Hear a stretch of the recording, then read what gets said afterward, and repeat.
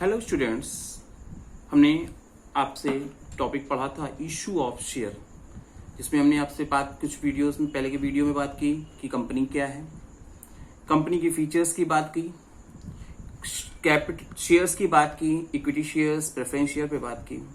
आज हम बात करेंगे शेयर्स कैपिटल। फर्स्ट पॉइंट हमारा क्या है, शेयर कैपिटल डिस्कस करेंगे। शेयर्स इशू करके कंपनी जिस फाइनेंशियल नीड को फुलफिल करने के लिए जो शेयर इशू करती है और उससे जो मनी का फंड का जनरेशन करने का काम किया जाता है, उसे ही हम लोग क्या कहते हैं, शेयर कैपिटल। शेयर्स के थ्रू जिस अमाउंट को कलेक्ट करती है, जिसके वर्क यूज करके ही कंपनी बिजनेस की एक्टिविटी को ऑपरेट करने का काम करती है, उस कैपिटल को हम क्या कहते हैं, शेयर कैपिटल।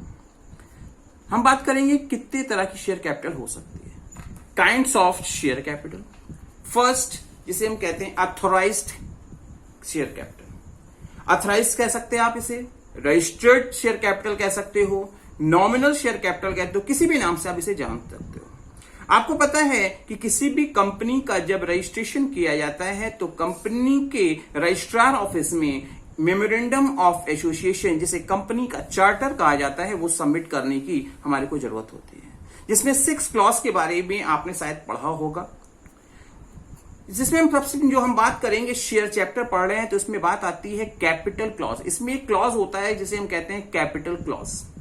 कैपिटल क्लॉज में कंपनी के मेमोरेंडम ऑफ एसोसिएशन जब सबमिट किया जाता है तो उसमें बताया जाता है कि कंपनी कितने रुपए के शेयर और उसकी किस अमाउंट के तक इशू करेगी, उसकी मतलब maximum limit in near future में कितनी होगी, कितने शेयर इशू करेगी। क्योंकि कंपनी कितने भी शेयर इशू नहीं कर सकती, उसका एक क्राइटेरिया होता है। कंपनी एक लिमिट होती है जिसके बियॉन्ड जाके कंपनी शेयर इशू नहीं कर सकती। तो कंपनी के मेमोरेंडम ऑफ एसोसिएशन में जिस मैक्सिमम लिमिट को डिफाइन किया जाता है वो क्या होती है, कंपनी की ऑथराइज कैपिटल होती है।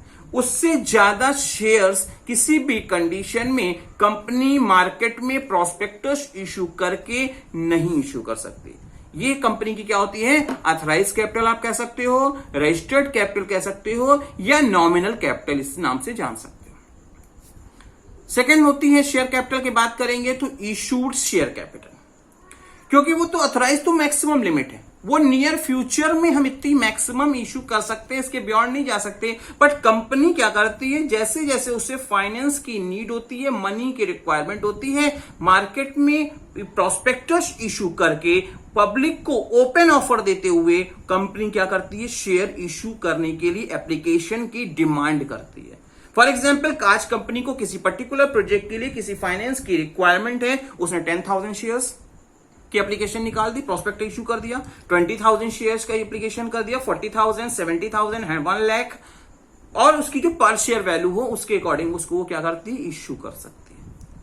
ये क्या है, इशूड कैपिटल। भले उसकी ऑथराइज कैपिटल 5 लाख शेयर की हो, बट उसकी जैसे जैसे उसको पैसे की जरूरत होती है वैसे वैसे क्या करती है, वो इशू करती है। इसे आप ऐसे भी समझ सकते हो, जैसे आपके घर में फंक्शन है, आपको 10 लाख रुपीस फंड की रिक्वायरमेंट है, 10 लाख रुपीस उस पूरे प्रोजेक्ट पे खर्चा होना है, तो इसका मतलब ये थोड़ी कि एक दिन में खर्च हो जाना है। आज 2 लाख की जरूरत है, कल 50,000 की जरूरत है, फिर 1 लाख, जैसे जैसे जरूरत होती है वैसे वैसे हम इशू निकाल देते हैं बैंक से। वैसे ही यहां पे है, ऑथराइज क्या है, मैक्सिमम लिमिट है, और जबकि इशूड क्या है, उसका एक पार्ट, जैसे जैसे हमको जरूरत पड़ेगी हम उतने शेयर हम इशू करने के लिए प्रोस्पेक्टस मार्केट में लाते हैं। तो जिस अमाउंट तक का शेयर इशू करने के लिए हम मार्केट पे प्रोस्पेक्टस इशू करते हैं उसे क्या कहते हैं, इशूड कैपिटल। थर्ड पॉइंट हम बात करेंगे सब्सक्राइब्ड कैपिटल। हमारे प्रोस्पेक्टस इशू करने का कोई इंपैक्ट नहीं है। सब्सक्राइब हम कितने शेयर इशू करना चाहते हैं, 10,000, 20,000, उसका मतलब ये नहीं है कि शेयर इशू हो गए, बिक गए।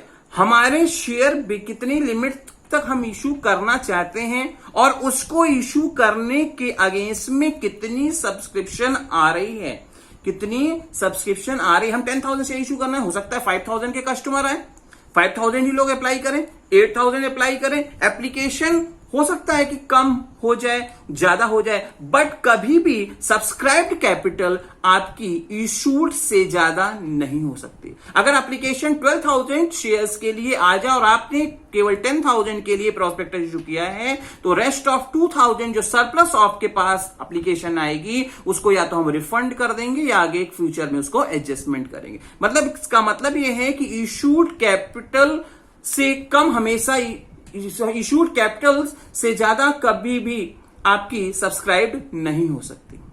फिर बात आती है called up capital. Called up capital क्या होती है? नाम भी बता रहा है कॉल्ड अप।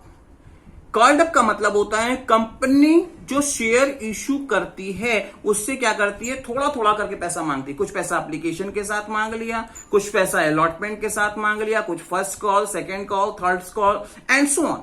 तो कंपनी अपने शेयर होल्डर से जिस डेट को हम स्टेटमेंट बना रहे हैं उस डेट तक अपने पर शेयर के अगेंस्ट में जितने पैसे की उसने, जितने रुपए की उसने डिमांड कर चुकी है उसे हम लोग क्या कहते हैं, कॉल्ड अप कैपिटल। नेक्स्ट है पेड अप कैपिटल। यहां पे क्या था, कॉल्ड अप, हमने मांगा और हमारे मांगने के बदले में हमारे शेयर होल्डर्स ने कितनी अमाउंट का पेमेंट अब तक किया है, जिस डेट को हम अपना स्टेटमेंट बना रहे हैं वो क्या होती है, हमारी पेड अप कैपिटल। वो क्या होती है, हमारी पेड अप कैपिटल। किसी को डाउट है? फिर बात करेंगे रिजर्व कैपिटल। जैसा कि नाम ही बता रहा है reserve capital. Reserve capital share capital का वो पार्ट है जिसको कंपनी की लाइफ में नहीं मांगा जाता।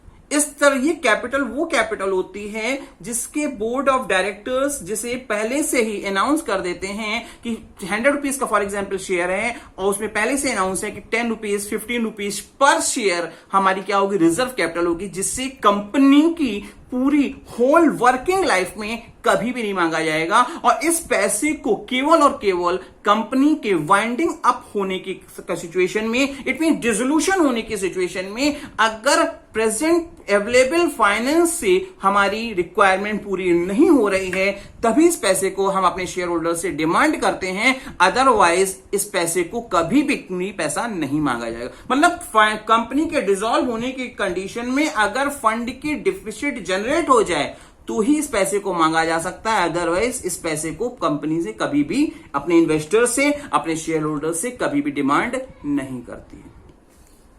Next, capital reserve.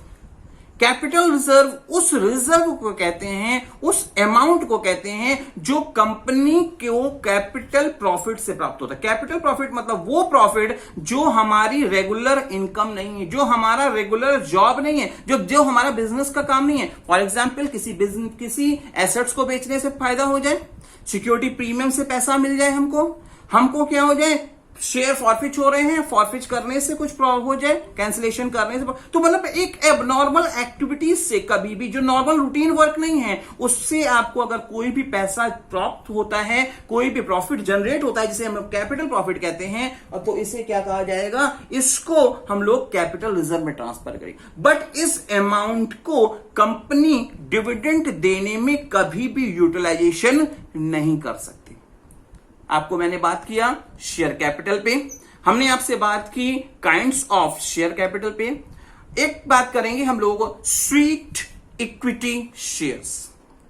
Street equity shares उन इक्विटी शेयर्स की कैटेगरी है जो कंपनी अपने बहुत क्वालिटेटिव, इंप्रेसिव, या जो कंपनी के लिए एसेट्स हैं, क्योंकि कंपनी के जो कुछ एम्प्लॉय ऐसे होते हैं जिनका रहना कंपनी के लिए बहुत ही बेनिफिशियल होता है, उनके रहने से फायदा होता है और न रहने पर उनसे क्या होता है, हमको लॉस हो जाता है। तो कंपनी क्या करती है, उस एसेट्स को अपने बिजनेस ऑर्गेनाइजेशन में बनाए रखने के लिए, अट्रैक्ट करने के इंटेंशन से उन एम्प्लॉयज को, उन डायरेक्टर्स को, उन मेंबरांस को कंसेशनल रेट पर, कंसेशनल रेट फॉर एग्जाम्पल अगर 100 रुपीज के शेयर है तो उनको 20 रुपीज, 40 रुपीज, 30 रुपीज, 50 रुपीज पे, मतलब क्या है, कंसेशनल अमाउंट पे उनको शेयर्स प्रोवाइड किया जाता है। बट इसमें एक कंडीशन होती है कि इन शेयर्स को कम से कम 3 इयर्स तक उनको अपने पास रखना होगा। 3 इयर्स से पहले इन शेयर्स को को वो किसी भी पार्टी को सोल्ड आउट नहीं कर सकते। रीसोल्ड करने की पावर इस तरह के शेयर्स की सिचुएशन में इस तरह के होल्डर्स को नहीं दी जाती। कम से एटलीस्ट 3 इयर्स का रिस्ट्रिक्शंस उनको फॉलो करना पड़ता है। तो हमने आज आपसे बात किया शेयर कैपिटल। शेयर कैपिटल क्या है? शेयर्स को इशू करके मार्केट से जो फंड जनरेट किया जाता है, फाइनेंस रेस की जाती है, और उसी की कंक्लूसिव अमाउंट, इंक्लूसिव अमाउंट ही जो होती है वो क्या है? Share capital. हमने बात किया आपको शेयर कैपिटल के टाइप्स पे। अथराइज कैपिटल मतलब एक मैक्सिमम लिमिट जिसके बियॉन्ड जाके कंपनी शेयर इशू नहीं कर सकती। इशूड कैपिटल जितने शेयर्स को जैसी जरूरत पड़ती है वैसे वैसे प्रोस्पेक्टस इशू करती है, और प्रोस्पेक्टस इशू करने से वो issued capital. Subscribed issue prospectus के अगेंस्ट में कितनी एप्लीकेशन आई, वो सब्सक्राइब कैपिटल। कितना पैसा हमने अब तक मांग लिया, कॉल्ड अप कैपिटल। कितना मांगने के अगेंस्ट में हमको हर शेयर पे मिल गया, paid up capital. Reserve capital एक रिजर्व अमाउंट जो कंपनी के डिसोल्यूशन में फाइनेंशियल लॉस होने की सिचुएशन या फाइनेंशियल डिफिसिट जनरेट होने की कंडीशन में ही रिजर्व कैपिटल की डिमांड होती है। और कैपिटल रिजर्व जो कंपनी की नॉर्मल कोर्स वर्क नहीं है, कंपनी को एबनॉर्मल एक्टिविटीज से कभी कोई जो प्रॉफिट हो जाता है, इस तरह के प्रॉफिट को किसमें ट्रांसफर करते हैं हम लोग? आपके कैपिटल रिजर्व में ट्रांसफर करते हैं। फिर हमने आपको लास्ट में बताया sweet equity shares. Sweet equity shares वो इक्विटी शेयर्स की कैटेगरी है जो कभी कभी अपने वैल्यूएबल एम्प्लॉयज, डायरेक्टर्स, मतलब जिनके रहने से कंपनी को बहुत फायदा होता है, उनको मोटिवेट करने, अट्रैक्ट करने और अपने बिजनेस में बनाए रखने के इंटेंशन से उनको कंसेशनल रेट पर शेयर्स प्रोवाइड किया जाता है। और बट इसमें एक कंडीशन होती है कि कम से कम 3 इयर्स तक उनको इस शेयर्स को अपने पास रखना होगा। 3 इयर्स से पहले इन शेयर्स को सोल्ड आउट नहीं किया जा सकता।